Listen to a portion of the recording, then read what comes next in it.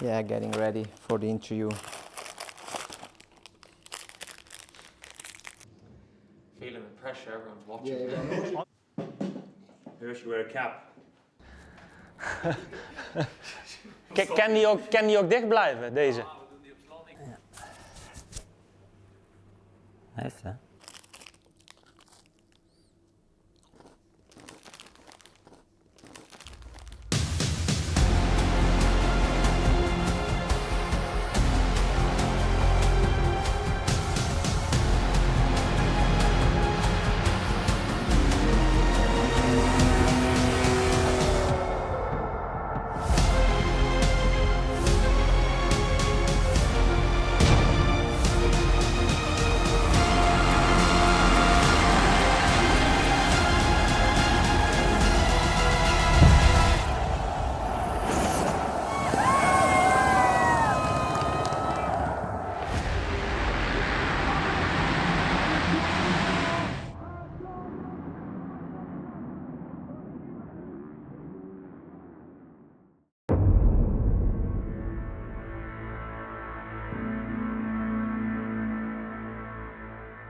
When people think of fast-paced motorsports that have money thrown at them, people naturally think of Formula One, MotoGP, but actually nestled in that same category, and maybe the most intense of them all, is MXGP. It's undoubtedly the most physically demanding sport in the world, and also these are riders that are racing on back-to-back weekends in different countries and different continents. MXGP is one of the most exciting series in the world currently for motorsport. Anything can happen, any time of day. These guys are putting in the work. It's a full-time job. If you haven't done the work, if you haven't done the preparation, if you haven't sacrificed everything else to be ready for that war on Sunday afternoon, it will show up and you will regret it. MXGP is a global encapsulation of motocross, really. A frankly ridiculous sport that blends extremes of skill, bravery, fitness, judgment, and, let's be honest, wanton delusion. I'm Jeremy Siever, I'm from Switzerland and I ride for Monster Energy Yamaha Factory MXGP.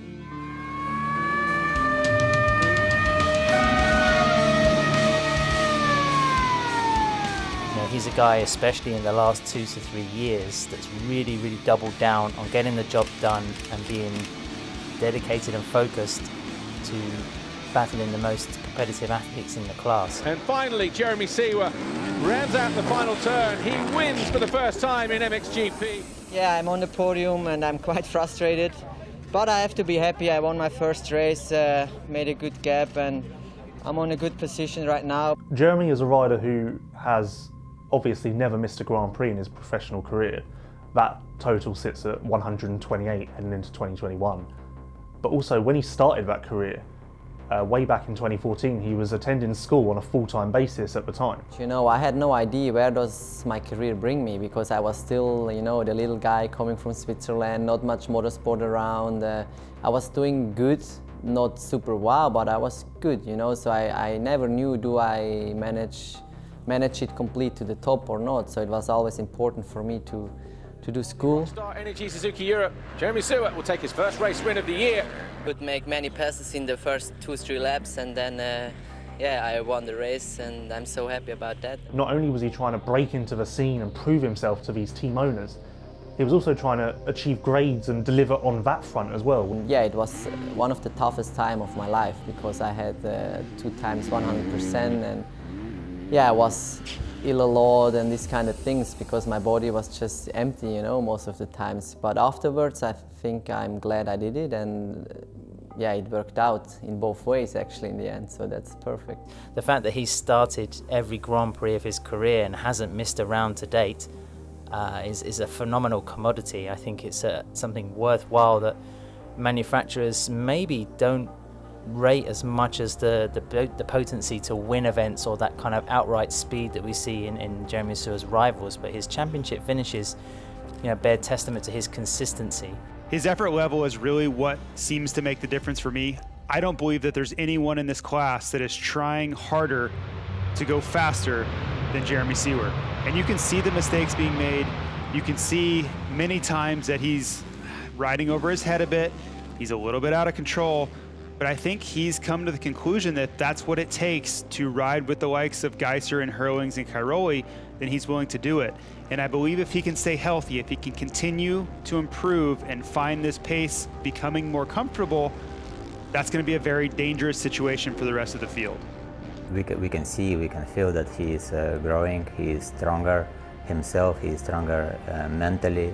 Every year he is more confident and also believe that he can be in the front, he can also win GPs, and sure, everything will help him for this year and maybe year after to be world champion.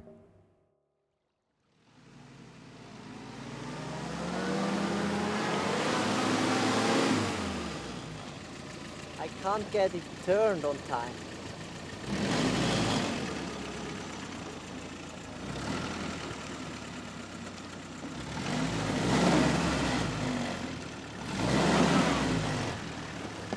It's cool. Got the gun with me, you know, just in case of emergency. I mean, yeah, it's not loaded, so don't worry. All legal. Yeah, super cool. I got to show you the horn actually. This is the coolest thing. Here we go.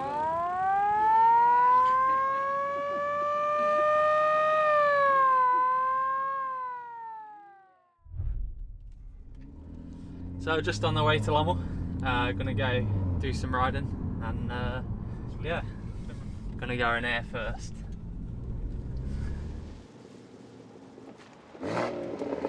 Turn traction off.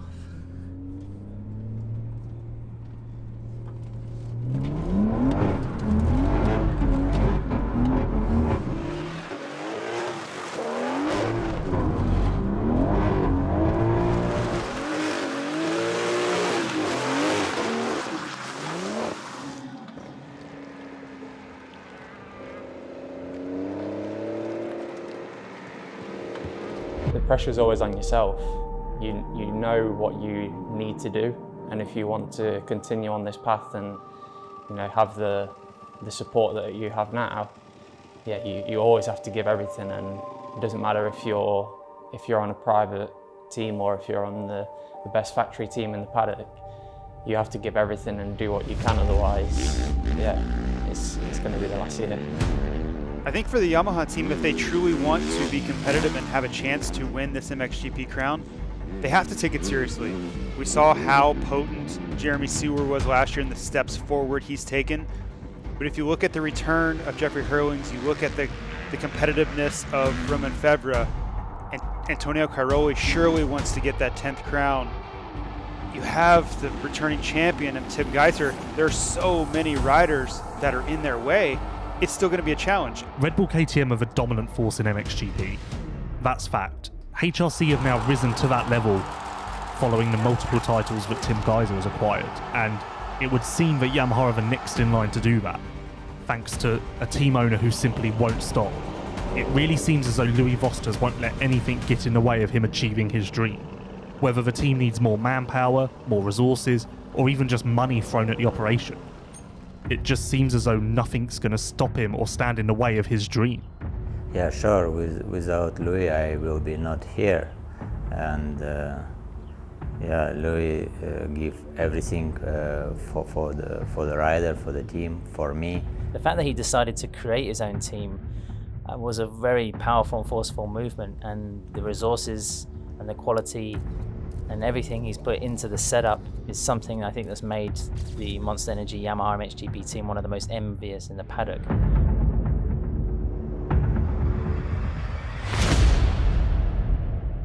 I'm Louis Vosters from the Netherlands, Bergijk. I'm team owner from Yamaha Monster Energy Factory MXGP team.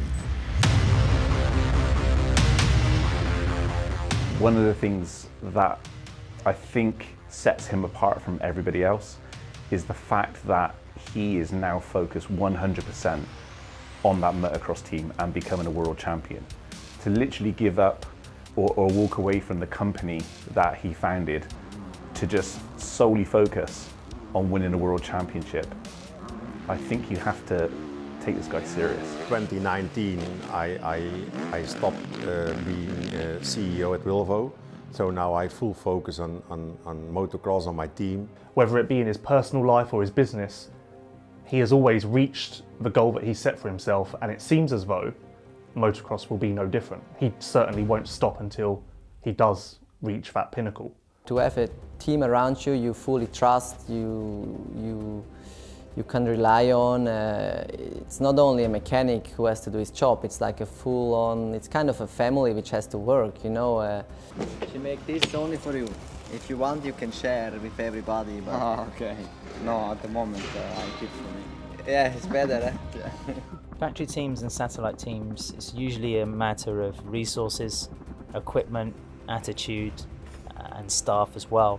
We can walk around the paddock and be impressed by hospitality units, awnings and trucks, and there's still quite a diverse collection of those kind of rigs in MXGP in 2021, even though the level of the sport is arguably higher in terms of that technical support system back in the paddock. Calvin Vlanderen was one of those MX2 riders who achieved great things. He won GPs, he was on the podium many times. So he entered MXGP with aspirations of doing the same. Obviously he wanted to be at the front, that's what he was used to. But when it came time to move on to the 450, a lot of doors were shut. There were no options for factory rides, and truthfully, there were no options for any rides. The Gebben Van Venrooy deal came through last minute, and had it not been for that, we might not be talking about Calvin Vlanderen as a MXGP rider anymore. My name is Calvin Vlanderen. I'm from South Africa, but I race for the Netherlands, and I race for Gebben Van Venrooy Yamaha. I think he proved that he can be one of the leading riders in MXGP. I mean, he took his first MX2 victories in quite impressive fashion in Indonesia. And here he is, Calvin Vlanderen, Team HRC takes the win and the overall victory here at the MXGP of Indonesia. It's unbelievable. I mean, there's no words for it. I'm just speechless. Those last 2 laps were so long. The team was encouraging me. I just pushed, but it's incredible. I just want to say thanks to my whole team, my family, my girlfriend. I'm lucky that she's not here, but just everyone, thanks so much. One thing that's been holding Calvin back has just been the attrition that's eaten away at his results in terms of putting together a consistent campaign. Injury is probably one of the biggest, or the biggest rival any rider will face when it comes to motocross and Grand Prix racing. And at the moment, Calvin is still trying to get the better of that foe. Yeah, we're here in Eindhoven today for some physio, some rehab for the knee. It's not really rehab anymore. I'm pretty much past that phase, but it's just building the muscles up and getting it strong to be back on the bike. That's necessary at the moment. So, coming back from an injury is incredibly difficult because not only are you chasing riders that have been training and testing during your downtime, you're also trying to just get your body back to full strength on the level that it was pre-injury. So the two most important aspects of returning from injury are managing expectations so you don't get disappointed if there are struggles, and then setting attainable goals so you can continue to improve throughout the season. And hopefully by the end of the season, you're right back where you were, but it has to be a process. Riders who come from good backgrounds have the opportunity to pay for rides, pay for deals, and accelerate their career a little bit. Obviously not everyone can do that, and in Calvin's situation, he's come across from South Africa with nothing, no family. He's really building himself as a person from zero. My dad got a call from a German team, Bodo Schmidt, say, oh, we want Calvin to race the full season, we want him to stay here in Europe. And I was like, yeah, damn, I want to race for sure, I want to stay here. So I had the bag for 3 weeks. I lived off that the whole year. And just looking back, like where I lived like in a small passageway to the bathrooms of this workshop. But at that age, you don't know any better. You just, you have one goal, and that's to race here, and you want to make it as a MXGP World Championship racer.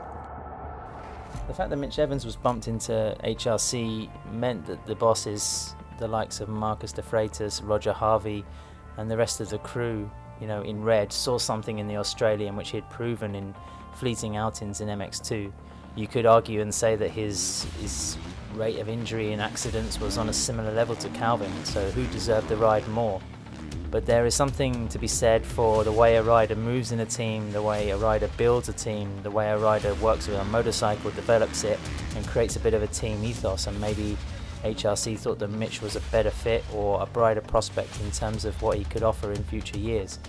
Having said that, I think Calvin is an extremely capable rider. If he can stay healthy, avoid the mishaps, misfortune, and keep his confidence up, then I think he's going to be proving a lot of people wrong. It frustrated me a lot when it happened. When I heard that Mitch got signed instead of me, I was like, you know, why him? Why not me? I was like, on paper I can show the team that I'm the better rider, but anyway, at the time I was really angry, and I've put that in the past, and I've moved on, and I'm still good friends with everyone in Honda. They treated me really well, but I won't forget how they finished with me, let me put it like that. I believe the story for Calvin Blandern is he just needs to show patience.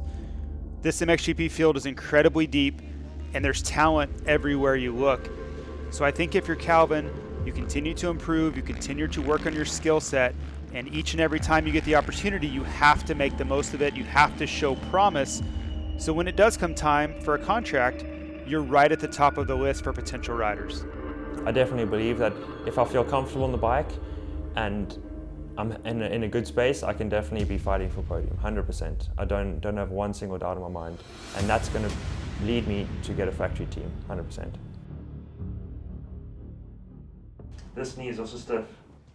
And I ran, because I was not in a good mood, and I ran to shut him up. And I put it like a stopper behind the door, you know, so the door doesn't slam. Yeah. And I forgot about that. So I ran to the door, and the door just stopped as soon as I went out, and hit my face and hit my knee like on the corner.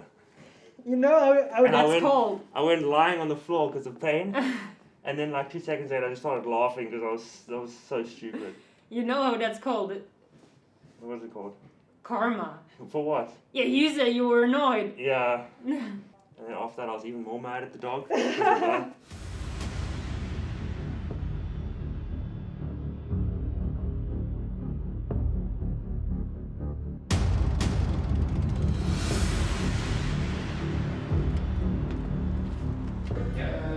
On the back, like that. Just make sure you're completely within the lines here. Yeah, Yamaha took the decision for Ben to put him here in our team. It was quite late in the season, but at the end of the season actually. But I think it's really good to have one young rider, one talented young guy with those top riders. I think this will work. Very good. Motocross was something I just did for fun, and it was becoming more serious through the years, and yeah, to be here now is, when you look back, it's been an incredible journey. Ben Watson is now Great Britain's hope, essentially. He's on a factory team, he's exited the MX2 class with 2 overall wins and multiple podiums. At the end of 2020, he was undoubtedly one of the leading riders, not only in the MX2 class, but in Grand Prix overall in terms of his form and his confidence. Ben Watson, 3rd on Sunday, 2nd on Wednesday. Your overall winner here today for the first time in his career. Obviously the ultimate goal is to become a world champion, and that is my next step, what I have and what I really want to achieve before I stop racing a bike. And he really fits on the 450. So what we see now, his riding and riding style, and he looking really good on 450. Sure, he need to be still more faster, but I hope I know it will coming. Okay, come on. Push. Okay. Oh, thanks. Yep. Okay, very good.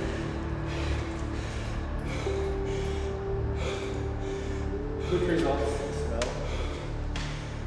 well. Yes, Herlings is fast, Prado is fast, Cairoli is fast, Geyser is fast. They are really top guys, but here for our riders, everything is here in place, so I think we can go for it. And everything I did in my life, I try to do for 100%.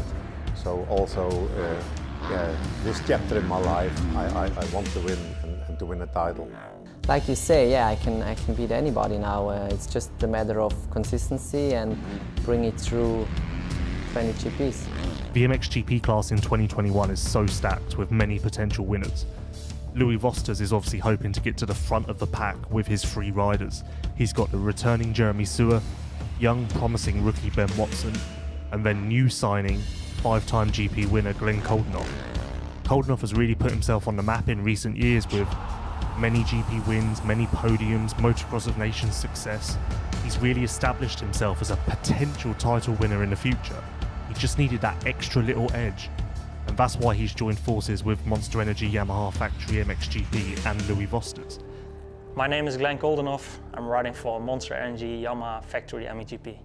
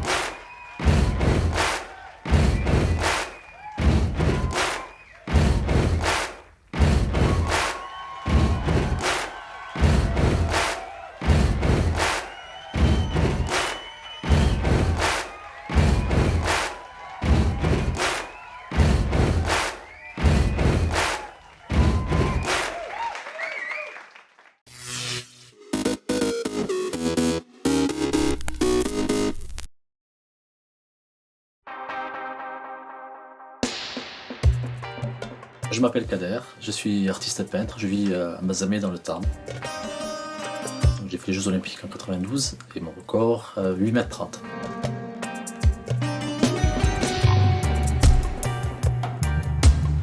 Alors moi j'ai pratiqué le sport et la peinture en même temps.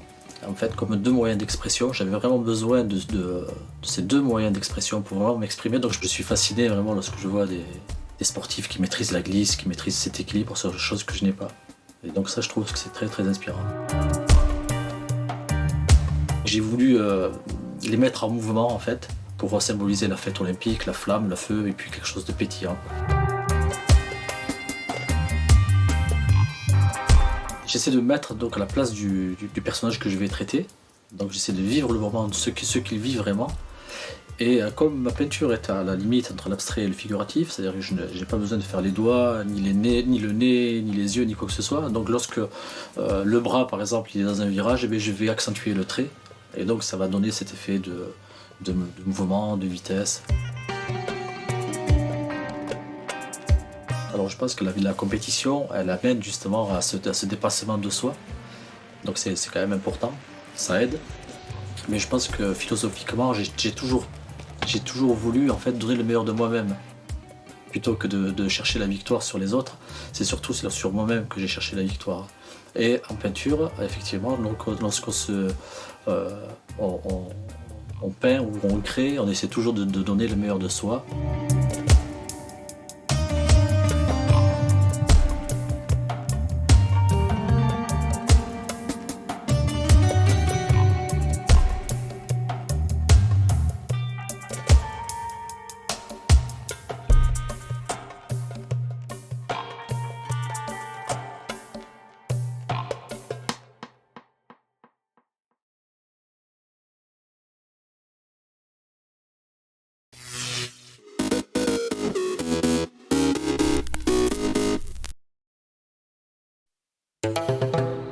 When I first met the family, I was just driving through. Then I came across this painted house. I went in and our relationship started. I really feel good about the fact that people, under all odds, have decided to remain who they are. It is important that you keep your traditions because your children must know where they're coming from. And that has made me have more respect for the people in the rural areas than the people in the city. They have enriched me. It is a privilege to have known the Demanda family, for I would not have had the insight that I have today.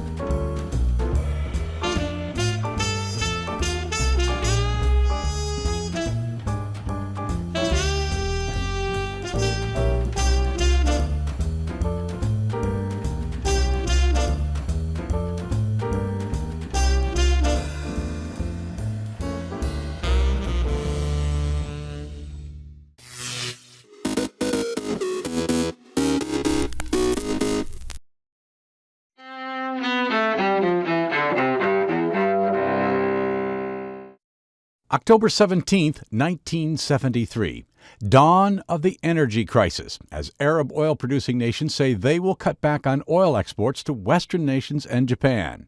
The result? A total embargo until the following year, bringing severe oil shortages and rising inflation to the United States and other countries. 1777, a turning point in the Revolutionary War. British forces under General John Burgoyne surrender to American troops in Saratoga, New York. The victory persuades the French to side with the Americans against the British during the war. 1989, a deadly earthquake measuring 7.1 on the Richter scale strikes Northern California. The quake kills more than 60 people, leaving 12,000 homeless and causing $6 billion in damage. 1931, mobster Al Capone is convicted of income tax evasion and sentenced to 11 years in prison. Capone is released 8 years later. And 1915, playwright Arthur Miller, author of Death of a Salesman and The Crucible, is born in New York City. You go to theater because it's giving you news of some kind that applies to today. And it's a rare thing that can outlast its moment. It's very difficult. Today in History, October 17th. Tim McGuire, The Associated Press.